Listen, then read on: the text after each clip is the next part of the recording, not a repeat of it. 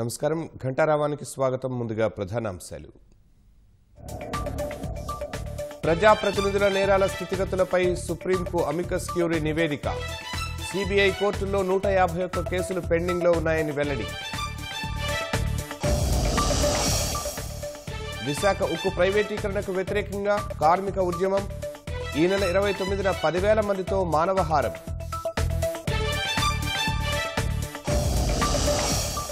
తెలంగాణ ఎంసెట్ ఫలితాలు విడుదల. ఇంజనీరింగ్లో తొలి 2 ర్యాంకులు సాధించిన ఏపీ విద్యార్థులు.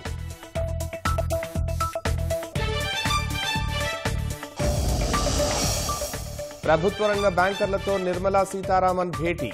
కరోనాతో దెబ్బతిన్న ఆర్థిక వ్యవస్థకు చేయూతపై చర్చ.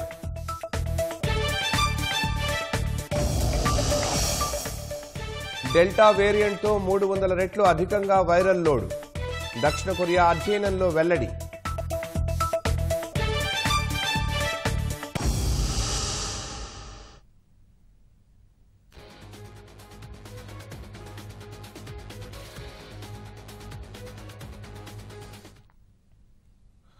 ప్రజాప్రతినిధులపై ఉన్న కేసుల స్థితిగతులపై సుప్రీంకోర్టుకు అమికస్ క్యూరీ విజయ్ హన్సారియా సమాచారం అందించారు.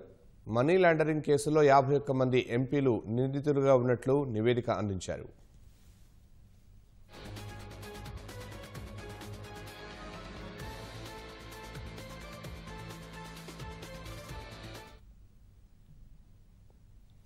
ప్రజాప్రతినిధులపై ఉన్న కేసుల స్థితిగతులపై సుప్రీంకోర్టుకు అమికస్ క్యూరీ విజయ్ హన్సారియా సమాచారం అందించారు.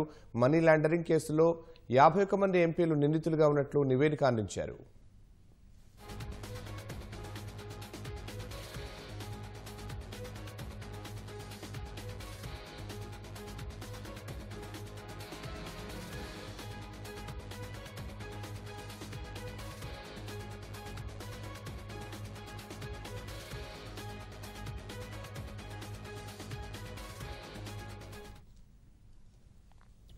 ప్రజాప్రతినిధులపై ఉన్న కేసుల స్థితిగతులపై సుప్రీంకోర్టుకు అమికస్ క్యూరీ విజయ్ హన్సారియా సమాచారం అందించారు. మనీ లాండరింగ్ కేసుల్లో 51 మంది ఎంపీలు నిందితులుగా ఉన్నట్లు నివేదిక అందించారు.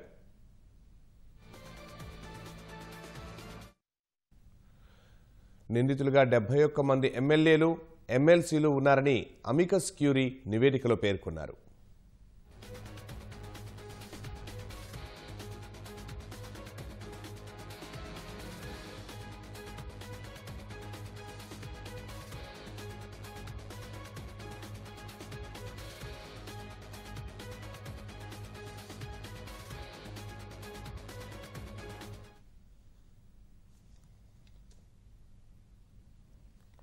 ప్రజాప్రతినిధులపై ఉన్న కేసుల స్థితిగతులపై సుప్రీంకోర్టుకు అమికస్ క్యూరీ విజయ్ హన్సారియా సమాచారం అందించారు.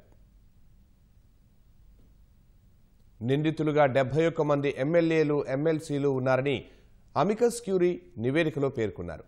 సిబిఐ ప్రత్యేక కోర్టుల్లో 151 కేసులు పెండింగ్లో ఉన్నాయని, 58 పెండింగ్ కేసుల్లో జీవిత ఖైదు శిక్షలు విధించదగినవి అని అమికస్ క్యూరీ సుప్రీంకోర్టు దృష్టికి తీసుకొచ్చారు.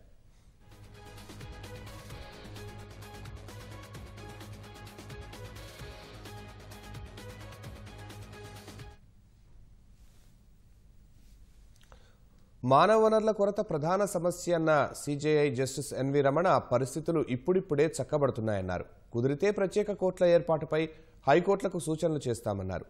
ఇప్పటికే చాలా హైకోర్టులు కేసుల స్థితిగతులపై నివేదిక ఇచ్చాయన్న సిజేఐ హైకోర్టులు అందించిన నివేదికలను విశ్లేషించాల్సి ఉందన్నారు.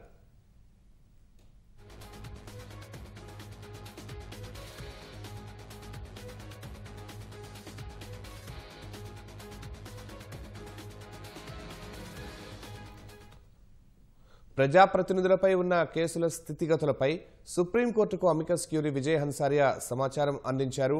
మరింత సమాచారం మా ప్రతినిధి అరుణ్ అడిగి తెలుసుకుందాం. అరుణ్, ప్రజాప్రతినిధుల కేసులపై సుప్రీంకోర్టుకు అమికస్ క్యూరీ ఇచ్చిన నివేదిక సారాంశాలేమిటి? అమికస్ కి ప్రజాప్రతినిధులపై దాఖలైనటువంటి కేసులను త్వరితగతిన విచారించాలి అని చెప్పి దాఖలైనటువంటి పిటిషన్లపై ఈ రోజు మరొకసారి సుప్రీంకోర్టులో విచారణ జరిగింది. జస్టిస్ ఎన్వి రమణ నేతృత్వంలో, ప్రధాన న్యాయమూర్తి రమణ నేతృత్వంలో జరిగినటువంటి ఈ బెంచ్ ముందుకు అమికస్ క్యూరీ అంటే కోర్టు సహాయకుడిగా నియమితులైనటువంటి హన్సారియా కీలకమైనటువంటి నివేదికను అందించడం జరిగింది. దాదాపు 70 పేజీలతో కూడినటువంటి నివేదికను అందించారు.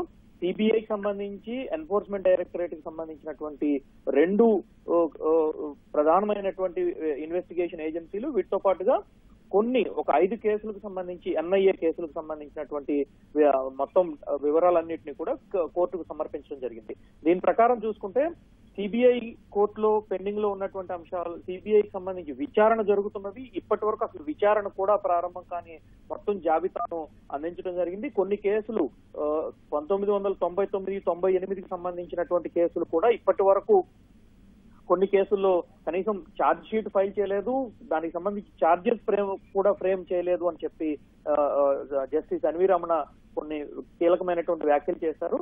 కోర్టులతో పాటుగా ఇన్వెస్టిగేషన్ ఏజెన్సీలు అంటే విచారణ సంస్థలు కూడా మ్యాన్ పవర్ అంటే మౌలిక సదుపాయాల విషయంలో కేసును విచారించే సందర్భంలో అనేక సమస్యలు ఎదుర్కొంటున్నాయని, ఇది ఒక్క రోజుతో చక్కబడే విషయం కాదని, కోర్టులలో ఎక్కడైతే మ్యాన్ పవర్ తో ప్రాబ్లం ఉందో అదే రీతిలో విచారణ సంస్థల్లో కూడా ఇదే రకమైనటువంటి మ్యాన్ పవర్ ప్రాబ్లం కొనసాగుతుంది అని చెప్పి జస్టిస్ ఎన్వి రమణ వ్యాఖ్యలు చేయడం జరిగింది.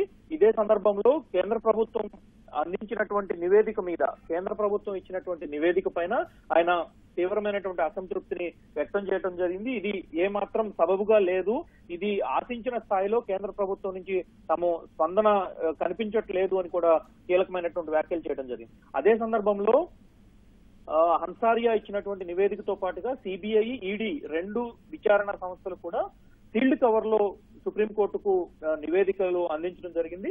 ఈ నివేదికలు పరిశీలించిన తర్వాత సుప్రీంకోర్టు కొన్ని కీలకమైనటువంటి వివరణలు కేంద్ర ప్రభుత్వం నుంచి కోరింది.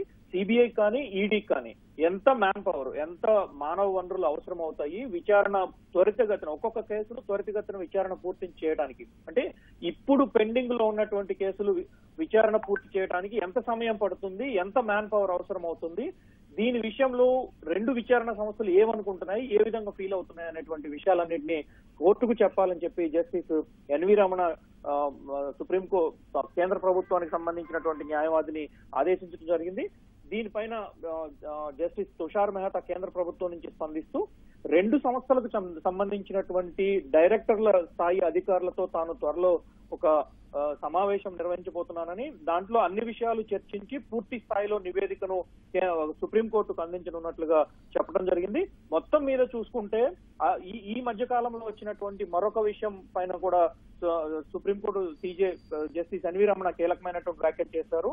కేసులు ఉపసంహరణ విషయంలో తామేమి వ్యతిరేకం కాదు అని కూడా స్పష్టం చేయడం జరిగింది. అయితే ఈ కేసులు ఉపసంహరణ విషయంలో ప్రభుత్వాలు వ్యవహరించే విధానం పైన ఆయన కొంత అసహనం వ్యక్తం చేయడంతో పాటుగా కేసులపై విచారణ జరగాల్సి ఉందని, విచారణ తర్వాత ఆ విచారణలో ఎటువంటి పురోగతి లేదు, ఎటువంటి అంశాలు చోటు చేసుకోలేదు అన్న తర్వాతనే హైకోర్టు అనుమతితోటి కేసులు ఉపసంహరణ చేసుకోవచ్చు అని చెప్పి కూడా స్పష్టం చేయడం జరిగింది. మొత్తం మీద చూసుకుంటే అన్ని రాష్ట్రాల హైకోర్టులు, అదేవిధంగా కింది స్థాయి కోర్టుల్లో వీడియో కాన్ఫరెన్సింగ్ వ్యవస్థను మెరుగుపరచడానికి కేంద్ర ప్రభుత్వం నుంచి 110.98 కోట్ల రూపాయలు విడుదల చేసినట్లుగా కేంద్ర ప్రభుత్వ న్యాయం. ధన్యవాదాలు అరుణ్.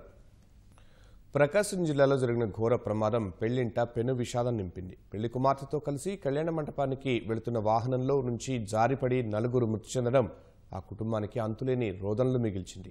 అనూహ్యమైన ఈ దుర్ఘటన పెళ్లి బాజాలతో కళకళలాడాల్సిన చోట తీరని వేదనకు కారణమైంది. ప్రకాశం జిల్లా తుర్లపాడు మండలం కలజువ్వలపాడు సమీపంలో జరిగిన ప్రమాదంలో 4 మృత్యువాత పడ్డారు. పొదిలి మండలం అక్క చెరువులో వివాహానికి పెళ్లి కుమార్తెతో కలిసి వెళుతున్న బొలెరో వాహనంలో నుంచి జారిపడి 4 అక్కడికక్కడే ప్రాణాలు కోల్పోయారు. మృతి చెందిన వారిని కనకం కార్తీక్, అనిల్, సుబ్బారావు, శ్రీనుగా గుర్తించారు. వీరిలో ఓ బాలుడు పెళ్లి కుమార్తె బాబాయ్ కొడుకు కాగా మిగిలిన 3 వారి బంధువులు. ఈ విషాద ఘటనతో వధువు సహా కుటుంబ సభ్యులంతా నిశ్చేష్టులయ్యారు. అంతులేని ఆవేదనతో గుండెలు అవిసేలా రోధించారు. కాసేపట్లో పెళ్లిపీటలు ఎక్కాల్సిన యువతి రోడ్డు పక్కన ఓ చెట్టు కింద కూలబడిపోయింది. జరిగిన ప్రమాదాన్ని తలుచుకుంటూ వెక్కి వెక్కి ఏడ్చింది. పెళ్లి దుస్తుల్లో ఆమె ఏడుస్తుండటం చూసిన వారందరినీ తీవ్రంగా కలిచివేసింది.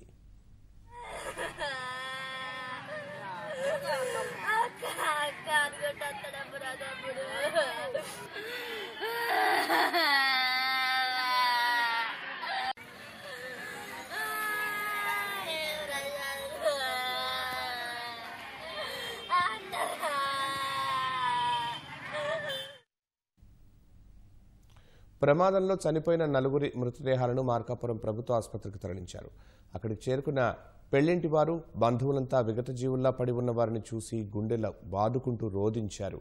పెళ్లి జరగాల్సిన సమయంలో ఈ దారుణం ఏమిటంటూ కన్నీరు మున్నీరయ్యారు.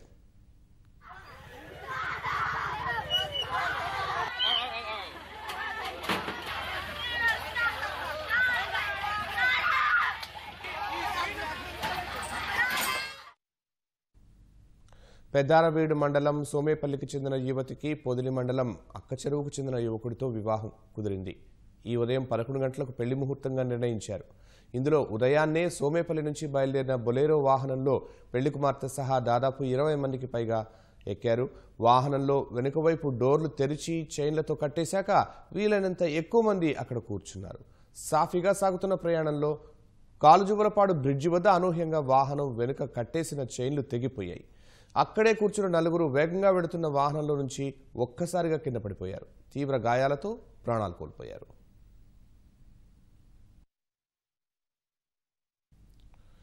విశాఖ ఉక్కు పరిశ్రమ ప్రైవేటీకరణకు వ్యతిరేకంగా కార్మిక సంఘాలు పోరు ఉధృతం చేశాయి. ఈ నెల 29న ఉక్కు పరిరక్షణ పోరాట కమిటీ ఆధ్వర్యంలో 10,000 మందితో మానవహారం నిర్వహించనున్నట్లు పరిరక్షణ కమిటీ తెలిపింది. అగనంపూడ్ నుంచి బీహెచ్పీవీ వరకు మానవహారం నిర్వహించనున్నారు. ఈ భారీ కార్యక్రమంలో పెద్ద ఎత్తున కార్మికులు, నిర్వాసితులు పాల్గొనున్నట్టు ఉక్కు పరిరక్షణ పోరాట కమిటీ తెలిపింది.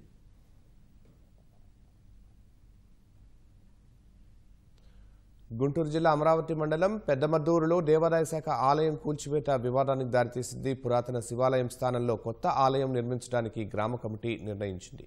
ఆలయం కూల్చివేతకు దేవాదాయ శాఖకు అనుమతి కోరుతూ దరఖాస్తు చేసినప్పటికీ ఎలాంటి అనుమతులు రాలేదు. అయినప్పటికీ గ్రామ కమిటీ ఆలయాన్ని కూల్చివేసి కొత్త ఆలయ నిర్మాణం చేపట్టింది. దీనిపై దేవాదాయ శాఖ విచారణ చేపట్టి గ్రామ కమిటీపై అమరావతి పోలీస్ స్టేషన్లో ఫిర్యాదు చేసింది. ఆలయ నిర్వహణ మొత్తం దేవాదాయ శాఖ పరిధిలోనే ఉందని, గ్రామ కమిటీకి ఎలాంటి హక్కులు లేవని తేల్చి చెప్పింది.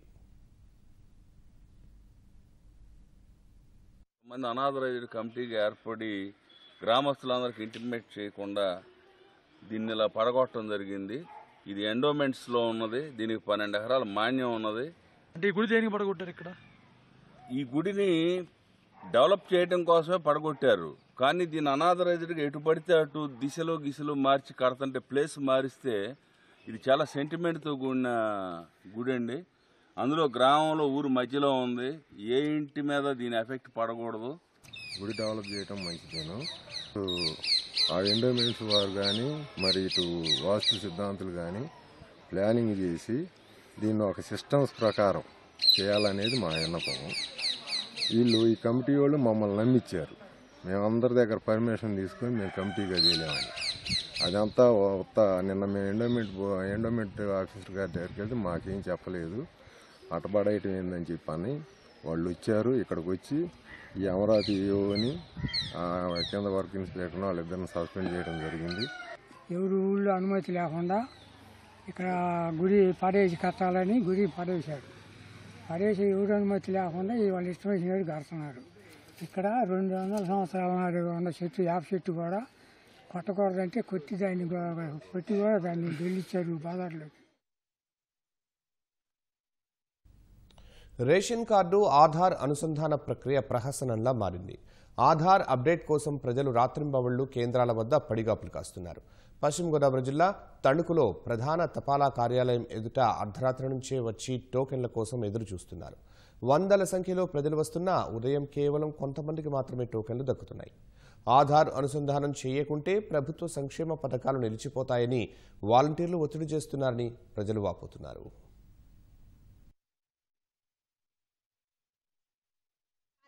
వచ్చామండి ఇక్కడికి. రాత్రి 7ంటికి వస్తే పొద్దున 6:30కి ఇచ్చాను తోపులు మాకు.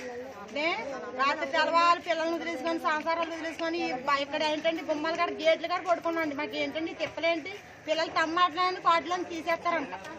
ఎందుకంటే మాకు ఎన్నల మధ్య తిరగాలి కోటలోంచి కోట్ల ప్రాబ్లం ఏంటో మాకే తెలుస్తలేదు. ఈ అప్లికేషన్లు ఏంటి ఈ సంతకాలు ఏంటో మాకేం తెలుస్తలేదండి. ఎందుకంటే ఈ గవర్నమెంట్ చూసుకోవాల్సింది మేమే చూసుకోవాలి. ఇదిగోండి ఆధార్ కార్డు జిరాక్స్ ఉందని మా అబ్బాయి ఆధార్ కార్డు వచ్చినా లేదండి. జిరాక్స్ ఉందని పారని ఏమన్నారండి పొద్దున ఆయన ఏమనంటే ఏమన్నారండి పొద్దున ఇవనమ్మ నేను ఇవ్వను వెళ్ళిపోమ్మా ఇవనన్నారండి. రాత్రి తెల్లవారు కూర్చొని పొద్దుకు ఆ పారని వెళ్ళదండి ఆయన. ఇదేనా నాయన నైట్ 11:30కి వచ్చామండి. 11:30 టవల్ వేసిన అక్కడ పడుకున్నామండి. పడుకున్నా సరే ఇప్పుడు వచ్చేటప్పుడు పొద్దున్న 6ంటికి ఒక 50 సిప్లు ఇచ్చారండి. సిప్లు ఇచ్చి పోనీ ఆ 50 సిప్లు కాకుండా 11:30కి వచ్చేసి ఇంకా బాబు 50 మించాము వెళ్ళిపోండి అనడం కూడా చెప్పలేదండి. ఇక్కడ ఎవరు ఇక్కడ నీరసాలు వచ్చేస్తున్నాయండి. ఈ వారంటీ పిల్లలు ఏమో అండి మీరు వెళ్తున్నారా వెళ్ళకపోతే రేషన్ అవ్వకపోతే అని చెప్తున్నారండి. ఇలాగైతే మేము ఎలా బతుకుతాం చెప్పండి. ఇలాగైతే నిద్రలో మానుకుని పొద్దున్న మాకు కూలి పని చేసుకోవాలండి. మేమందరం కూలి పని చేసుకోకపోతే ఎలాగ వెళ్తున్నాం మాకు చెప్పండి. మాకు ఈ ఆధార్ లింకులు ఏంటి నాకేం అర్థం అవ్వట్లేదండి. 2 పిల్లలకి రేపు పొద్దున్న అమ్మఒడి ఏనంటారు. మళ్ళీ వాళ్ళే చెప్తున్నారు అన్నీనండి. ఫోన్ వచ్చిన తర్వాత ఏళ్ళ స్పందించలేదు అసలు. 2 రోజులు బట్టి వస్తుందండి. ఇంకా రాత్రి 2 గంటలకు వచ్చి కూర్చున్నాం. ఇప్పుడు రాలేదు. వారం రోజు 2 గంటలకు 3 గంటలకు ఏంటంటే రోజు మరి నిద్ర మనకి ఆడవాళ్ళని రావాలని కూర్చోవాలంటే ఇంటికాడ పిల్లల్ని ఎక్కడ వదిలేసి నెల కుదురుతుంది. 2 రోజుల నుంచి వస్తున్నాం మేము. డైలీ ఎక్కడ వస్తాం చెప్పండి. 2 గంటలకు ఇంత బాధ పెట్టచ్చు. ప్రభుత్వం ఏదో మంచి చేస్తారని చేసి జగన్ తగ్గితే మమ్మల్ని తిప్పలు పెట్టి ఇలా ఇక్కడ కొడుకుని ఇవన్నీ తిప్పలే అవసరం ఏంటండి. మాకు ఏదో మంచి చేస్తారని మేము ఓటేసి చేస్తే మీరేమో మమ్మల్ని ఇలా ఏడిపెడుతున్నారు. అసలు పద్ధతి అనేది ఎంతమంది 150 మందికి వస్తే 20 మందికి ఇచ్చారు. పొద్దున కనవాళ్ళందరూ నుంచి ఇప్పుడు అంతా ఏమైంది. సంపూర్ణ పోషణలో భాగంగా గర్భిణీలకు చిన్నారులకు అంగన్వాడీ కేంద్రాల ద్వారా పంపిణీ చేయాల్సిన పాల ప్యాకెట్లు అనంతపురం జిల్లా మడకసిరలో వృధాగా పోతున్నాయి. సకాలంలో లబ్ధిదారులకు అందజేయకపోతుండటంతో కాలపరిమితి దాటి నేలపాలవుతున్నాయి. అధికారుల పర్యవేక్షణ లేకపోవడంతో గుత్తేదారులు ఇష్టారాజ్యంగా వ్యవహరిస్తున్నారు. అంగన్వాడీ కేంద్రాలకు పంపిణీ చేయాల్సిన పాల ప్యాకెట్లు మడకసిరలో నిరుపయోగంగా ఉన్న పాల శీతలీకరణ కేంద్రంలో నిల్వ చేశారు. కానీ సకాలంలో పంపిణీ చేయకపోవడంతో వాటి కాల పరిమితి ముగిసిపోయింది. దుర్వాసన వెదజల్లుతున్న పాల ప్యాకెట్లను గోదాముల బయట పడేశారు. గుత్తేదారులపై అధికారులు పర్యవేక్షణ ఉంచాలని స్థానిక ప్రజలు కోరుతున్నారు. తమ పిల్లలు చదువుకునేందుకు ఆధార్ కార్డులు ఇవ్వండంటూ గిరిజనులు సామాజిక మాధ్యమాల్లో పెట్టిన పోస్టుకు అధికారులు స్పందించారు. విశాఖ జిల్లా రావికమతం మండలం చీమలపాడు పంచాయతీ సరిహద్దులో బంధగిరి పల్లిగూడెంలో సుమారు 50 మంది గిరిజనులు నివసిస్తున్నారు. వీరిలో 18 మంది చిన్నారులకు ఆధార్ కార్డులు లేవు. తాము చదువుకోవడానికి ఆధార్ కార్డులు ఇప్పించండంటూ సామాజిక మాధ్యమాల్లో పోస్టులు పెట్టారు. స్పందించిన గిరిజన శాఖ మంత్రి పుష్పశ్రీవాణి వెంటనే వారి సమస్యలు పరిష్కరించాలంటూ ఐటీడీఏ పీఓ ఆదేశించడంతో అక్కడికి వెళ్లి వారి సమస్యలను అడిగి తెలుసుకుని పరిష్కరిస్తామని తెలిపారు.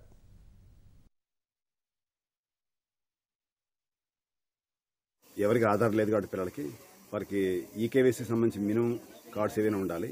అవి ఏవీ లేనందున మేము వెంటనే ఇప్పుడు బర్త్ సర్టిఫికేట్ రెడీ చేస్తున్నాము. అది ఈరోజు సాయంత్రానికి వాళ్ళందరికీ అందజేయడం జరుగుతుంది. అదేవిధంగా వాళ్ళు రోడ్డు ఉన్నారు, అది ఎన్ఆర్జీఎస్లో కవర్ చేస్తాము. ఆ తర్వాత కరెంటు సంబంధించిన సమస్యలు ఉన్నాయి, అవి కూడా వెంటనే సాల్వ్ చేస్తాము. అదేవిధంగా మంచినీరు అడుగున్నారు, అది పైనుంచి గ్రావిటీ ద్వారా తీసుకురావాల్సి ఉంది. మినీ అంగన్వాడీ సెంటర్ ఒకటి ఇవ్వాల్సి ఉంది. ఎందుకంటే 18 మంది పిల్లలు ఉన్నారు, గర్భిణీ స్త్రీలు బాలింతలు ఉన్నారు కాబట్టి వారికి తొందరలోనే మినీ అంగన్వాడీ సెంటర్ కూడా పై అధికారులు తెలియపరిచి ఇస్తాము. జగనన్న పచ్చతోరణం కింద ఉపాధి హామీ కూలీలతో రోడ్లకు ఇరువైపులా మొక్కలు నాటించిన ప్రభుత్వం వాటి సంరక్షణ మాత్రం గాలి కుదిలేసింది. కర్నూలు జిల్లాలో ఇప్పటికే 329 కిలోమీటర్ల పొడవునా మొక్కలు నాటినా నీరు పోసే నాథుడు లేక అవి ఎండిపోతున్నాయి. ఆలూరు పరిధిలోని ఎల్లార్తి నుంచి హోలగుంద వరకు 10 కిలోమీటర్లు మొక్కలు పూర్తిగా ఎండిపోయాయి. ఆస్పిరి, గూడూరు, కౌతాళం, గడివేముల ఇలా అన్ని చోట్ల మొక్కలు ఎండిపోతున్నాయి. ఇప్పటికైనా అధికారులు స్పందించి మొక్కలను సంరక్షించాలని ప్రజలు కోరుతున్నారు. ఉపాధి హామీ పథకంలో రోడ్లకు చెట్లు పెట్టారు. వర్షాలు లేక వానలు లేక ఎండిపోతున్నాయి. దీనికి ట్యాంకర్లు తెప్పించి ఏదో ఒకటి చేయాలా, లేకపోతే చెట్లు ఎండిపోతున్నాయి. వీటికి ఎట్టి పరిస్థితుల్లో నీళ్ళు అందియాలా, లేకపోతే చెట్లు వణిగిపోతాయి. అంతే, చెట్లు ఎండిపోతున్నాయి. 4000 చెట్లు 2 నెలలు అయింది, చెట్లు ఎండిపోతున్నాయి. కనీసము దీనికి వాటర్ ట్యాంక్ ద్వారా నీరు తోలిస్తే బ్రతికే అవకాశం ఉంది. ఎండిపోయినాయి. రోజు నాటుతాం సారు, మేము నాటినాక వాన వర్షం లేక ఎండిపోతుంటాయి. నీళ్ళు పోస్తే బాగా అవుతాయి నీళ్లు. ఏరు పురుగుల నుంచి ఒక్కొక్క చెట్టు ఎండిపోతుంది సార్. మహారాష్ట్ర సీఎం ఉద్దవ్ ఠాక్రేను ఉద్దేశించి వివాదాస్పద వ్యాఖ్యలు చేసిన కేంద్ర మంత్రి నారాయణ రాణేను పోలీసులు కేసులు వెంటాడుతున్నాయి. ఇప్పటికే అరెస్ట్ అయి బెయిల్పై విడుదలైన ఆయనకు తాజాగా నాసిక్ పోలీసులు నోటీసులు జారీ చేశారు.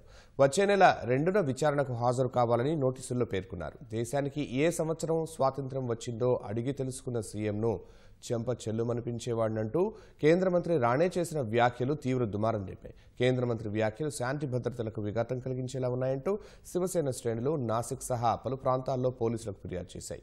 ఈ మేరకు కేంద్ర మంత్రి రాణేపై ఎఫ్ఐఆర్ నమోదు చేసిన పోలీసులు నోటీసులు జారీ చేశారు. ప్రభుత్వ రంగ బ్యాంకుల ఎండీలు, సీఈఓలతో కేంద్ర ఆర్థిక మంత్రి నిర్మలా సీతారామన్ సమావేశమయ్యారు. బ్యాంకుల పనితీరుపై సమీక్ష జరపడం సహా కరోనా వల్ల దెబ్బతిన్న ఆర్థిక వ్యవస్థకు ఈ మేరకు చేయూత అందిస్తున్నాయన్న అంశంపై ఆర్థిక మంత్రి నిర్మలా సీతారామన్ ఆరా తీయనున్నారు. ఉత్పాదక రంగాలకు రుణాల పంపిణీ పెంచడంపై సూచనలు చేసే అవకాశం ఉంది. బ్యాంకుల నిరర్ధక ఆస్తుల అంశంపై కూడా చర్చించనున్నారు. ఇటీవల రిజర్వ్ బ్యాంకు ప్రకటించిన పునర్వ్యవస్థీకరణ పథకంపై కూడా ఆర్థిక మంత్రి నిర్మలా సీతారామన్ ఈ భేటీలో సమీక్షించనున్నారు. దేశంలో కరోనా కేసులు మరోసారి భారీగా పెరిగాయి. నిన్నటితో పోల్చితే ఇవాళ దాదాపు 50% మేర అధికంగా నమోదయ్యాయి. నిన్న 25,467 కేసులు నమోదు కాగా మంగళవారం ఉదయం 8 గంటల నుంచి ఈ ఉదయం 8 గంటల వరకు కొత్తగా 37,593 మందికి వైరస్ సోకినట్లు కేంద్ర ఆరోగ్య మంత్రిత్వ శాఖ ప్రకటించింది. మొత్తం కేసుల సంఖ్య 3,25,12,366కు చేరింది. మరో 648 మంది వైరస్తో చనిపోగా మొత్తం మృతుల సంఖ్య 4,35,758కి పెరిగింది. మరో 34,169 మంది కరోనా నుంచి కోలుకోగా ఇప్పటివరకు వైరస్ నుంచి బయటపడిన వారి సంఖ్య 3,17,54,281కి చేరింది. ప్రస్తుతం దేశంలో 3,22,327 క్రియాశీల కేసులు ఉన్నట్లు ఆరోగ్య మంత్రిత్వ శాఖ వర్గాలు తెలిపాయి. మరోవైపు ఇప్పటివరకు 59,55,04,593 టీకా డోసులు పంపిణీ చేసినట్లు పేర్కొన్నాయి. ఆఫ్ఘనిస్తాన్ నుంచి నిన్న తరలించిన 78 మందిలో 16 మందికి పాజిటివ్ అని తేలింది. అందులో సిక్కుల పవిత్ర గ్రంథం ఆది గ్రంథ్ 3 ప్రతులను తెచ్చిన 3కి కూడా వైరస్ సోకినట్లు అధికారులు చెప్పారు. ముందు జాగ్రత్త చర్యగా 78 మందిని క్వారంటైన్లో ఉంచినట్లు తెలిపారు. అయితే 16 మందిలో ఎలాంటి వైరస్ లక్షణాలు లేవని ఆరోగ్య శాఖ అధికారులు తెలిపారు. ఈ నేపథ్యంలో ఆఫ్ఘనిస్తాన్ నుంచి స్వదేశానికి తరలిస్తున్న వారిని తప్పనిసరిగా 14 రోజులు క్వారంటైన్లో ఉంచాలని కేంద్ర ఆరోగ్య మంత్రిత్వ శాఖ నిర్ణయించింది. ఈ మేరకు మార్గదర్శకాలు జారీ చేసింది. ఆపరేషన్ దేవీ శక్తి పేరుతో అక్కడున్న భారతీయులతో పాటు ఆఫ్ఘన్ హిందువులు, సిక్కులను ప్రత్యేక విమానాల్లో భారత్కు తరలిస్తున్నారు. ఆఫ్ఘనిస్తాన్లో నెలకొన్న సంక్షోభ పరిస్థితుల దృష్ట్యా అక్కడి నుంచి తరలిస్తున్న వారికి కోవిడ్ పరీక్షల నుంచి మినహాయింపు ఇచ్చారు. అయితే కోవిడ్ వ్యాప్తి కొనసాగుతున్న నేపథ్యంలో ఆఫ్ఘనిస్తాన్ నుంచి వచ్చిన వారిని తప్పనిసరిగా 14 రోజుల క్వారంటైన్లో భాగంగా ఢిల్లీలోని ఐటీబీపీ చావ్లా క్యాంపులో ఉంచాలని కేంద్ర ఆరోగ్య మంత్రిత్వ శాఖ ఆదేశించింది.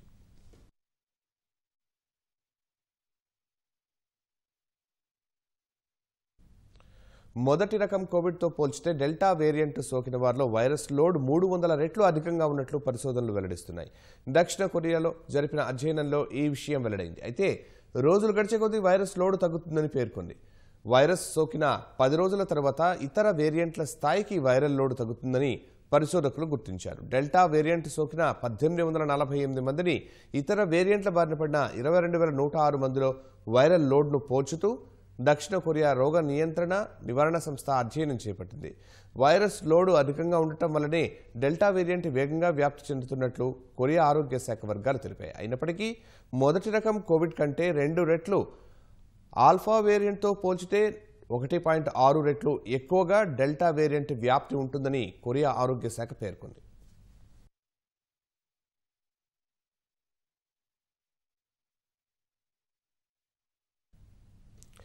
తెలంగాణ ఎంసెట్ ఫలితాల్లో మన రాష్ట్ర విద్యార్థులు సత్తా చాటారు. తెలంగాణ ఇంజనీరింగ్లో తొలి 2 ర్యాంకులు సహా టాప్ 10లో 6 ర్యాంకులు ఆంధ్రప్రదేశ్కు చెందిన విద్యార్థులే కైవసం చేసుకున్నారు. పశ్చిమ గోదావరి జిల్లాకు చెందిన కార్తికేయకు మొదటి ర్యాంకు సాధించగా కడప జిల్లా రాజంపేటకు చెందిన దుగ్నేని నరేష్ 2వ స్థానంలో నిలిచాడు. ఇక చిత్తూరు జిల్లా విద్యార్థి చేతన్ మనోజ్ఞ సాయి 6వ ర్యాంకు, విజయనగరం జిల్లాకు చెందిన ప్రణయ్ 7వ ర్యాంకు, నెల్లూరు మాగుంట లేఅవుట్ విద్యార్థి సాయి ప్రణవ్ 8వ ర్యాంకు, విజయనగరం జిల్లా దివాకర్ సాయి 9వ స్థానంతో మెరిశారు. అగ్రికల్చర్లో అనంతపురానికి చెందిన 4వ ర్యాంకు శ్రీనివాస కార్తికేయ 4వ ర్యాంకు, రాజమండ్రి వాసి విష్ణు వివేక్ 5వ ర్యాంకు సాధించారు. హైదరాబాద్ జేఎన్టీయూలో తెలంగాణ విద్యాశాఖ మంత్రి సబితా ఇంద్రారెడ్డి ఎంసెట్ ఫలితాలు విడుదల చేశారు.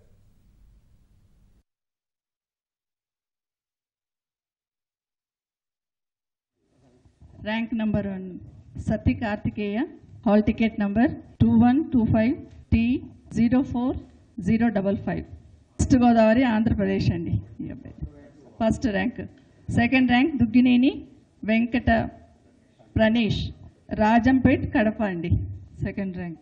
And third rank Mohammed Abdul Mateen, ముఖి, హైదరాబాద్ టోలీ చౌక్ అండి. కంగ్రాచులేషన్స్.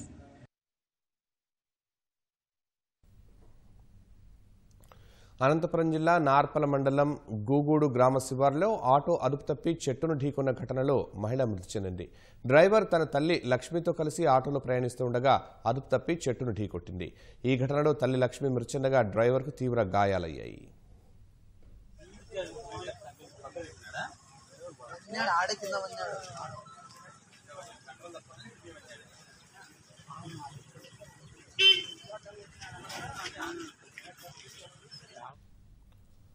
అనంతపురం జిల్లా నార్పల మండలం గూగూడు గ్రామ శివారులో ఆటో అదుపు తప్పి చెట్టును ఢీకొన్న ఘటనలో మహిళ మృతి చెందింది. డ్రైవర్ తన తల్లి లక్ష్మితో కలిసి ఆటోలో ప్రయాణిస్తుండగా అదుపు తప్పి చెట్టును ఢీకొట్టింది. ఈ ఘటనలో తల్లి లక్ష్మి మృతి చెందగా డ్రైవర్కు తీవ్ర గాయాలయ్యాయి.